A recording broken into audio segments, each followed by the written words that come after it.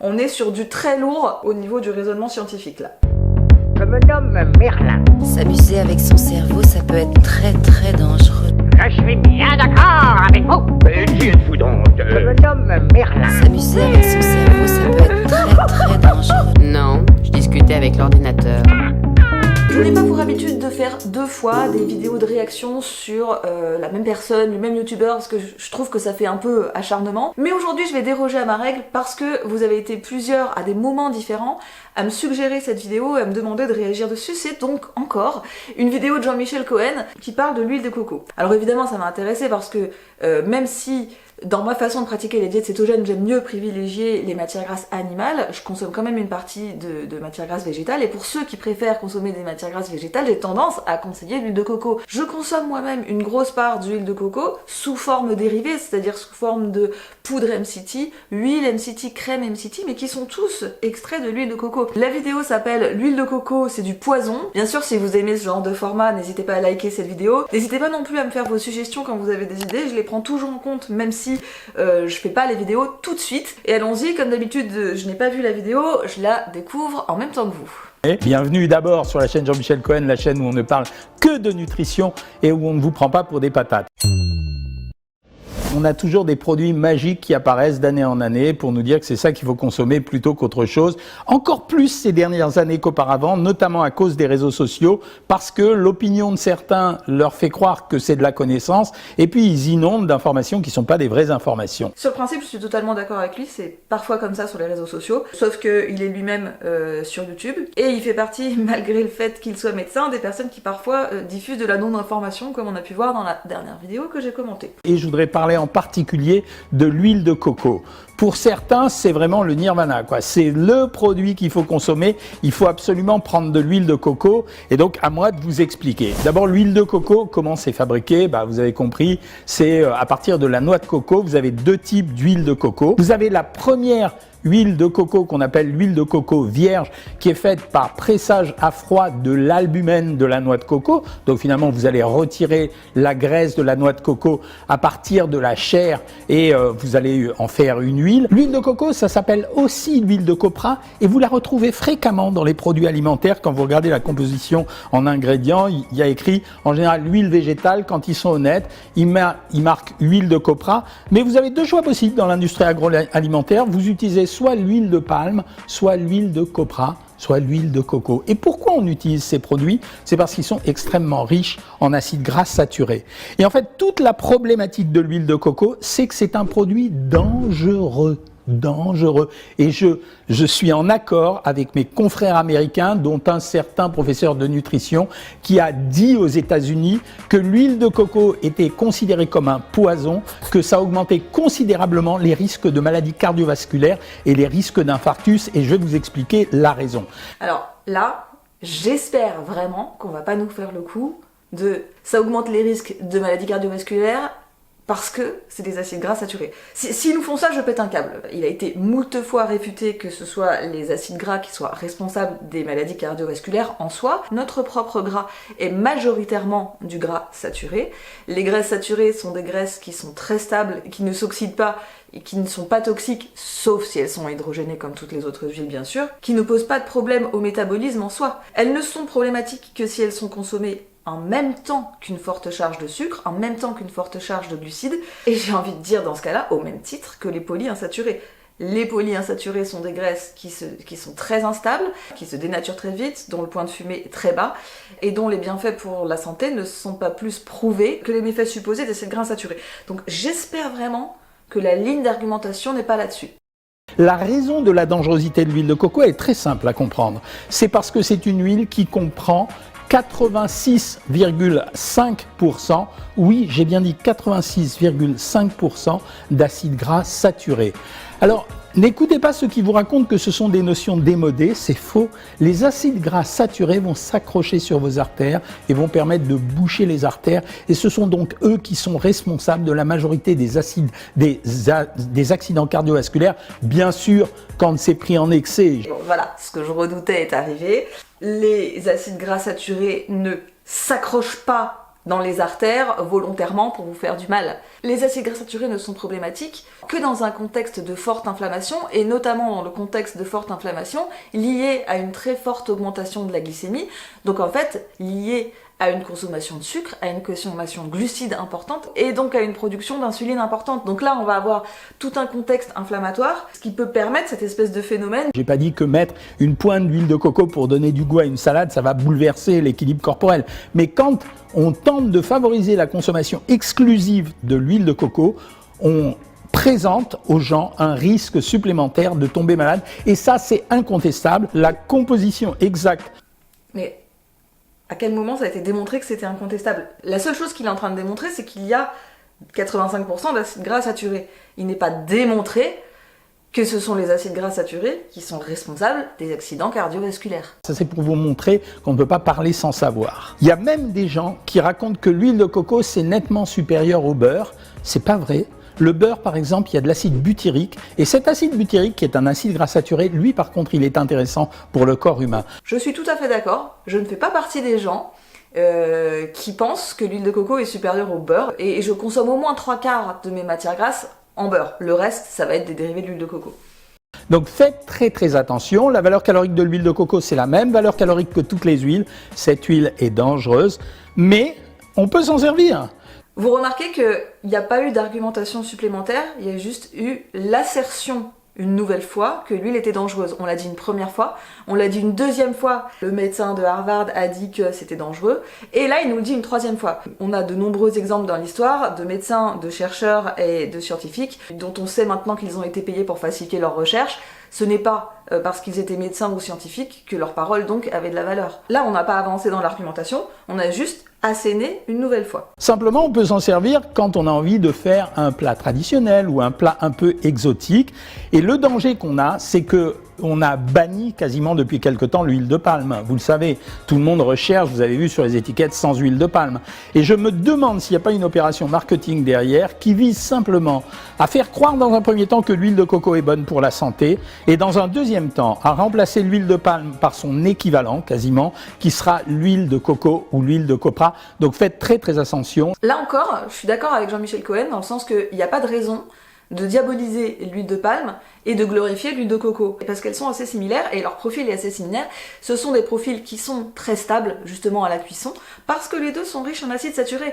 Donc si on prend le parti de dire que c'est dangereux les acides saturés, il n'y a pas de raison de glorifier l'huile de coco et de diaboliser l'huile de palme, et inversement. Les problèmes qu'il peut y avoir sont plutôt d'ordre environnementaux parce que c'est quand même un problème de déforester pour planter des tas de palmiers à huile, mais c'est exactement le même problème pour l'huile de palme que pour l'huile de coco. D'ailleurs, c'est pas si commun d'utilisation, mais dans les matières grasses végétales qui sont proposées en diète cétogène, vous trouverez fréquemment l'huile de palme rouge, bien sûr non hydrogénée. Je maintiens absolument ce que je dis, et il n'y aura pas un nutritionniste compétent, un vrai nutritionniste, hein, pas un gars qui raconte ce qu'il pense, un vrai nutritionniste compétent qui vous dira le contraire. Quels sont les intérêts de l'huile de coco? Après, on fait l'inventaire parce que le produit, alors du coup, il s'est décliné dans tous les sens.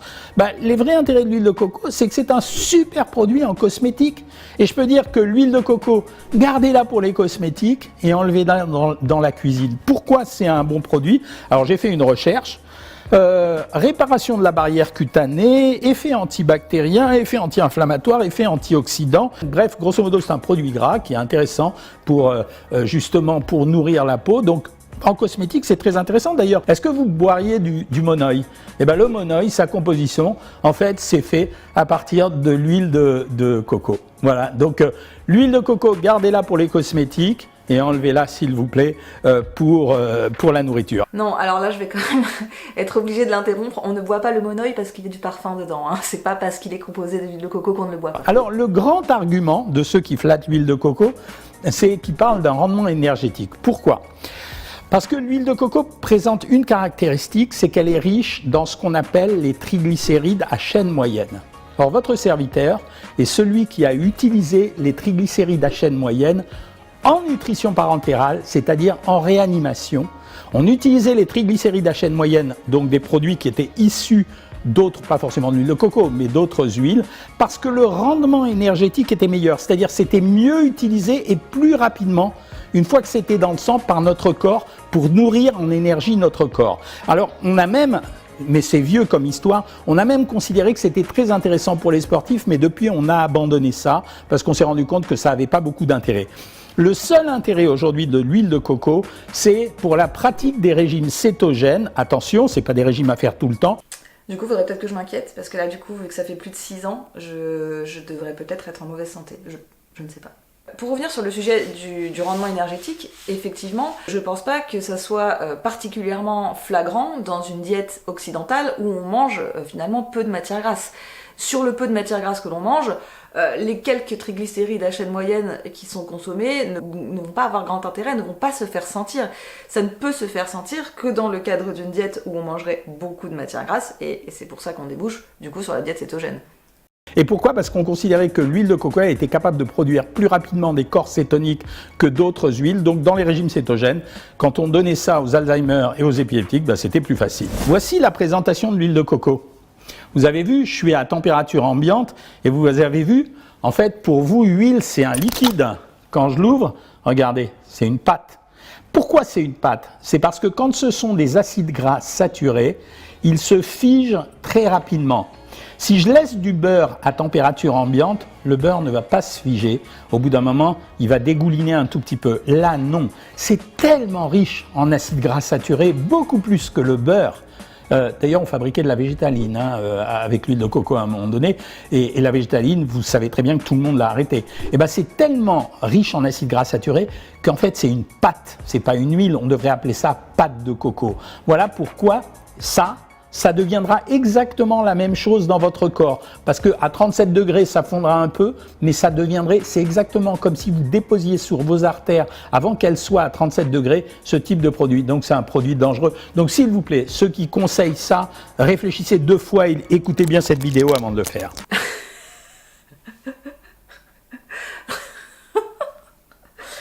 Alors donc, si je comprends bien le raisonnement, il vaudrait mieux quand même consommer de l'huile d'arachide, parce que l'huile d'arachide c'est liquide, donc comme ça ne va pas devenir une pâte dans les artères.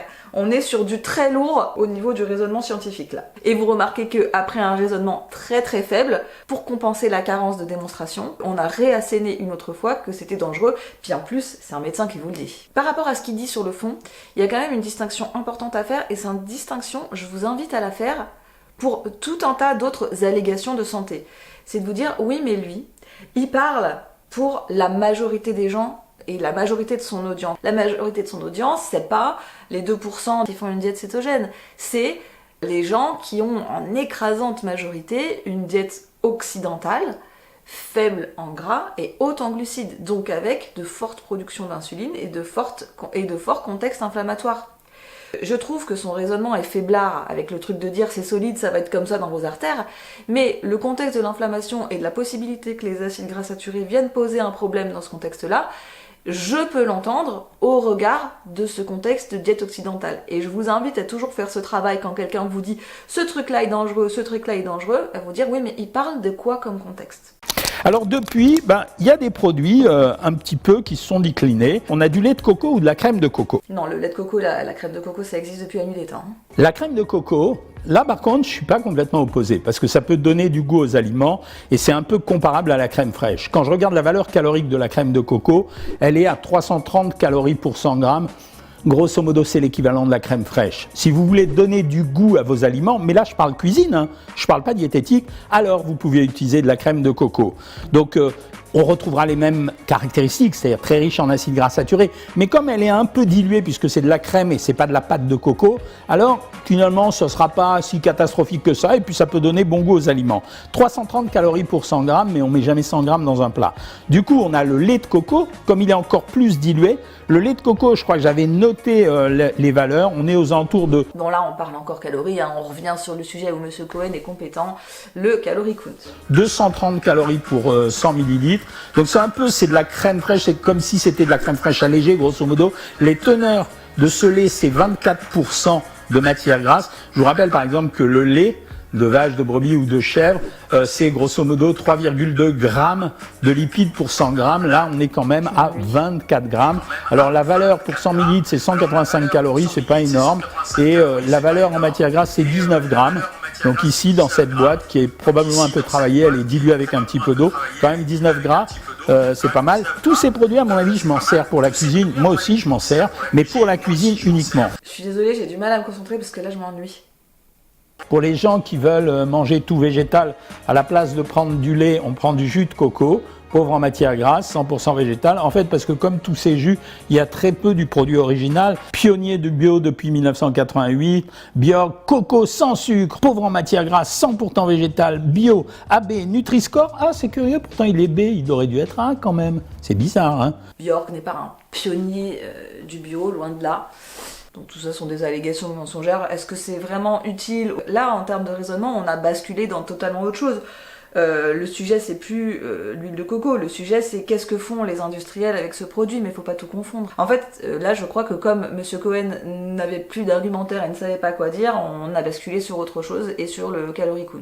La farine de coco, en fait, la farine de coco, c'est une farine, on peut extraire de la farine à partir de la noix de coco. On va regarder la valeur calorique de la farine blanche traditionnelle, ou de la farine traditionnelle, c'est de l'ordre de 300 kilocalories pour 100 grammes. Là, on est à 354, c'est exactement la même chose. Simplement, c'est un produit qui est gras. Il y a des matières grasses, alors que dans la farine normale, vous n'avez pas de matière grasse. Alors là, encore une fois, on peut l'utiliser parce que c'est un produit, après tout, je vous ai pas dit qu'il fallait jamais en manger, mais je vous ai dit qu'on peut en manger au titre culinaire et gustatif, sûrement pas pour la santé, sûrement pas pour les sportifs et sûrement pas pour être en forme. Et encore une fois, grosse publicité, ça veut dire vegan, garantie, premium, Dr Gerg, etc. Donc faites gaffe, c'est du marketing, c'est rien d'autre. Bon, alors là, je vais être obligée de m'arrêter. En l'occurrence, Dr Gerg, ce n'est pas tellement du marketing, parce que c'est une marque allemande qui n'est pas très sexy, mais qui est plutôt très qualitative.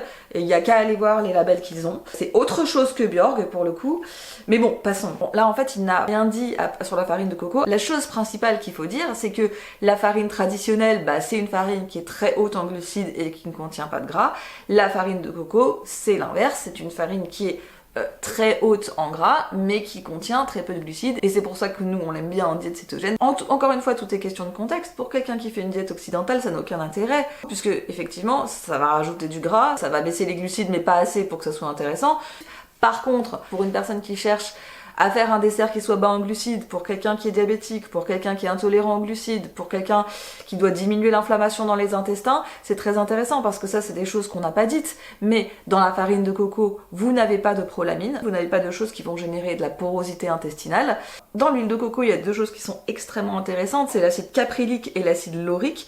Ce sont des acides gras qui ont des propriétés antifongiques puissantes et qui ne sont pas intéressantes que en cosmétique. Elles sont justement intéressantes pour les personnes qui ont des problèmes au niveau de l'intestin, des problèmes de candidose, d'autres développements bactériens. Moi, c'est quand même comme ça que je me suis débarrassée de ma candidose, hein. C'est à grands coups d'huile de coco, puis à grands coups de lauricidine, et la lauricidine est un espèce d'ultra concentré solide de l'acide laurique qui est dans l'huile de coco. Il y a des propriétés dans la noix de coco et donc dans ses dérivés, dans l'huile, dans la farine, qui sont extrêmement intéressantes sur le plan de la santé. D'ailleurs, même pour les personnes qui sont en diète occidentale, certaines fois, il y a des personnes qui ont de la candidose et qui passent au magasin à la vie claire et à qui je conseille quand même de faire des infusions à l'huile de coco parce que ça va les aider justement avec leur candidose.